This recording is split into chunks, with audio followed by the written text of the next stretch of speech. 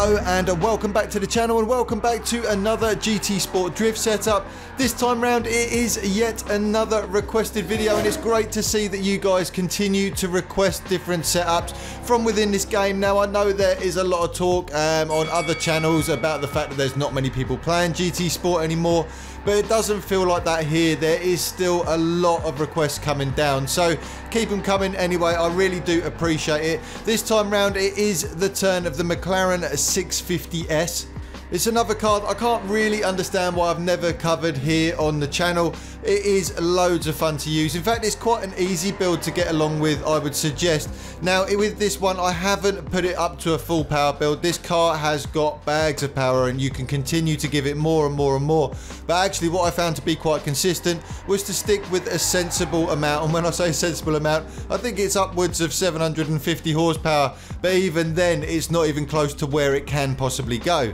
So if you do want a bit more of a challenge, or you just feel like you need more power for a certain part of a track, feel free to play around with that. As always, the settings that I'm going to give you today are just what I'm personally using. It's what I find easiest to use. However, use what I'm giving you as a base, play around with it and make it comfortable to suit your own needs. Okay, so this is where I ended up settling with this particular build. Now, like I say, there is loads more power here to be had if you want it. This one will go all the way up to level 5. For me personally, the most consistency that I could get out of this was to leave it here on level 2.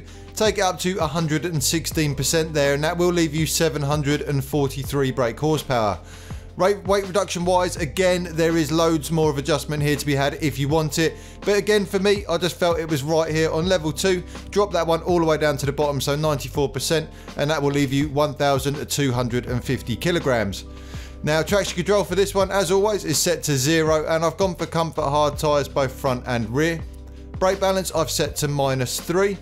Ride height on the front, I have just dropped all the way to the bottom there, so 75. And on the rear, I've got it set just slightly above bottom there at 105. Natural frequency on the front, I've got set to 2.1 and 2 on the rear. Anti-roll bar, I haven't actually touched at all, so that's left on 7 and 4. And the same is true with the compression and the rebound, so 55, 55 and 85 and 85. Camber angle on the front is set to 3.5 and on the rear is 1.2. And I've got the toe angle set out on the front at 0.4 and in on the rear 0.25. Downforce you can't play with on this particular build, so just leave that alone. With the differential, you want to be setting that to fully customized, and I've gone for 10, 40 and 20. And with the transmission, again, set that to fully customized. And all I've done there is set the max speed to 186 miles per hour, and then I've left the gearing exactly where it falls. Like I say, this one is pretty easy to get along with, so hopefully you guys enjoy this one as much as I have been. Don't forget, if you are looking for a drift setup for a specific car on GT Sport, I have made a playlist here on the channel called Drift Setups. Just go over to that, have a look through, and you should be able to find most cars covered. However, if there is one that you still want to see done here, then please just send it over to me and I will try and get it done as and when I can. Don't forget to like, comment and subscribe, particularly if this is the first time you come past the channel. Do make sure you subscribe and hit that notification bell. That way you will know exactly when I actually upload a video. As always, I am just going to leave you with some more footage of me messing around with the car. Please stay till the end if you fancy watching that. Thanks ever so much for coming by, and I'll see you on the next one.